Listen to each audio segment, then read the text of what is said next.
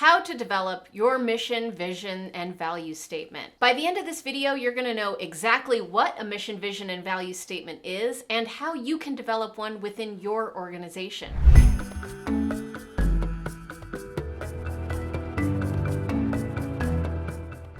Now, this is relevant for leaders at both large organizations and small ones.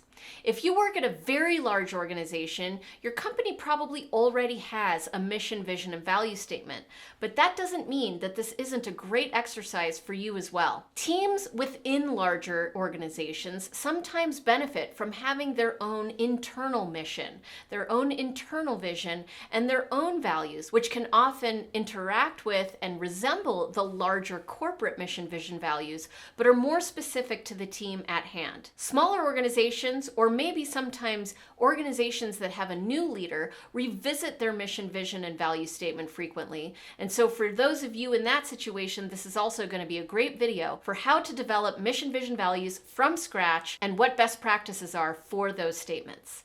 First, let's talk about why mission, vision, values are so important and what is important in order for them to be effective. Well, the mission, vision, values speaks to the culture of your organization. It's not the only thing that determines culture, but it is a critical part in what determines the kind of culture that you create. And now more than ever, workplace culture is critical in attracting and retaining the top employees that you need to drive business success. So the mission, vision, and values need to be thoughtfully crafted and hopefully created with as many people joining in the conversation as possible. It cannot be something that is just done by the top level leaders and then pushed out to the entire team in an email. That doesn't work. A study by 2 Harvard professors published in the Harvard Business Review shows that less than 5% of employees actually understand their organization's strategy. And the mission, vision, values is a critical portion of that strategic plan. So you've got to get this part right. And most importantly, you have to cascade it into the business so that everybody knows what it is. The least effective mission, vision, value statements are the ones that nobody knows about. And the second least effective mission, vision, values are the ones that are written on the wall and walked by every single day without anyone paying any mind to how those can be activated through culture. So the first step is to make sure that more than just the executives are involved in the creation of the mission, vision, and values. No matter how big your organization is, this can easily be done. For larger organizations, a survey is simple enough. Ask questions in that survey about the why for the organization. That is the mission, really. At its core, your mission is your purpose. It's the reason an organization exists. And so ask your employees, why do you think this organization exists? How do we create a better world as a result of the work that we're doing here? What inspires you most about the work that you're doing? Then ask them about the vision. Ask them what they think will be possible as a result of us doing our purpose or doing our mission. The vision should be something that's aspirational. It's the 3 to 5 year horizon of your big goals, what you want to accomplish as a result of doing your mission. Well, we're going to get to values at the end of this video because I have a different idea about what you can do that might be even more effective than values. So sticking to mission and vision, ask your employees in interviews or surveys what they think.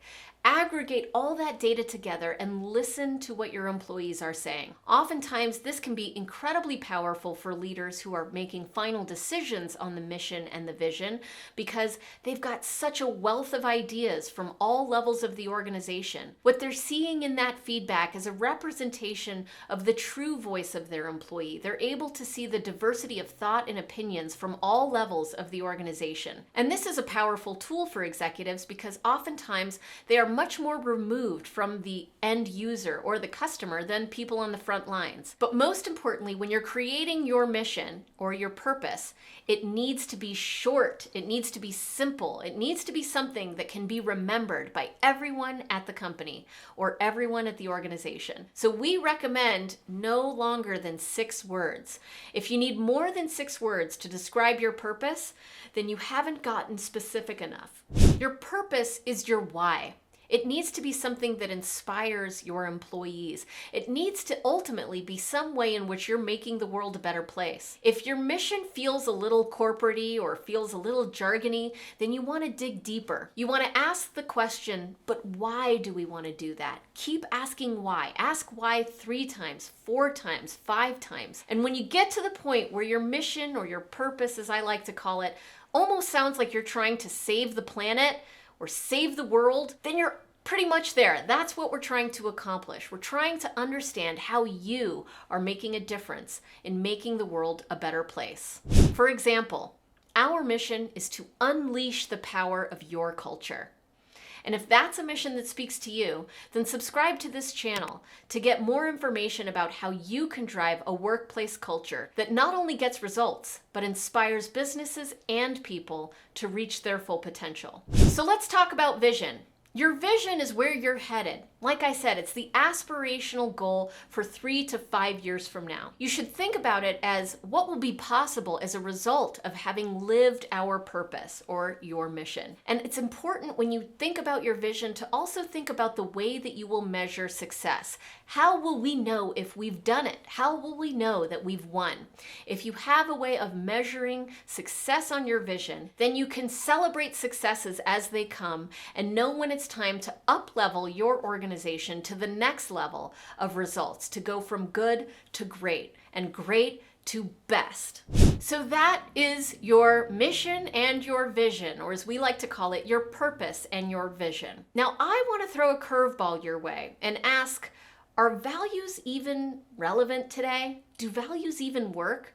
So many companies have values, but I wonder if they actually make any difference. I was talking to a CEO last week and I asked them, what is your key differentiator? And they said their differentiator was their people. But you know what? I've asked a lot of CEOs that question, and they all say that their differentiator is their people. And so if all of our differentiators are our people, and all of our people are constantly reshuffling around, is that really a differentiator? So I pushed that CEO a little bit and asked him to think of something different, think of something deeper that really differentiates his organization from his competitors. And he said, you know what? Maybe it's not our people, maybe it's our values. So I asked him what his values were, and he said his values were innovation, agility, collaboration, and integrity. Well, I had to push back again and say, you know, that's interesting because I talk to CEOs about their values all the time, and those are the same 4 values that I hear at almost every organization. If you look at various value statements from all sorts of organizations, many of them have the same buzzwords, the same jargon. And what oftentimes those values end up being is not real lived values, but rather wish lists from executives of what they wish their employees would do more of. And so they don't actually come alive in an organization, and they don't inspire action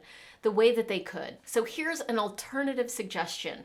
Instead of values, what if you did cultural beliefs? Cultural beliefs are how you activate your mission and your vision. It's the beliefs you want your employees to have about how things get done at this company. And so if you want to reinforce cultural beliefs, you need to focus on the experiences that they are having. All of our beliefs come from experiences that we have. Those experiences shape our beliefs, and those beliefs determine the action that we take, and that action is what's going to get us our results on that vision statement and on that purpose. Rather than buzzwords such as integrity and innovation, you can think about cultural beliefs that you want to nurture and cultivate in your organization. The word culture comes from the Latin cultivare, which is to cultivate, to tend to the land.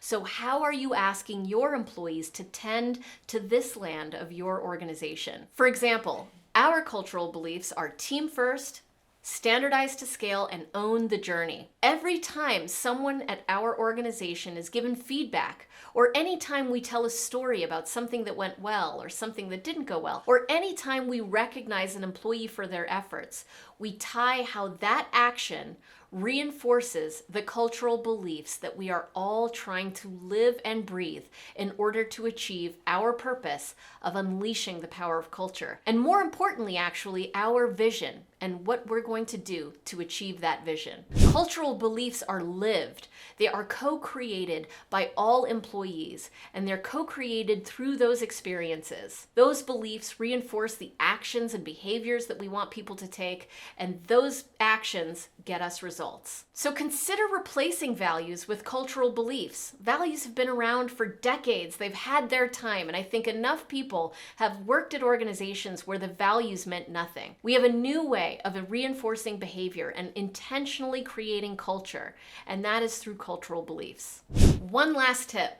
If you are going to create your mission, vision, and cultural beliefs, it's best to have a third-party consultant come in and facilitate it. These often become emotional and energetic conversations, and having someone who is unbiased and separated from the organization to help nurture that conversation along and help the organization come to consensus is a good idea.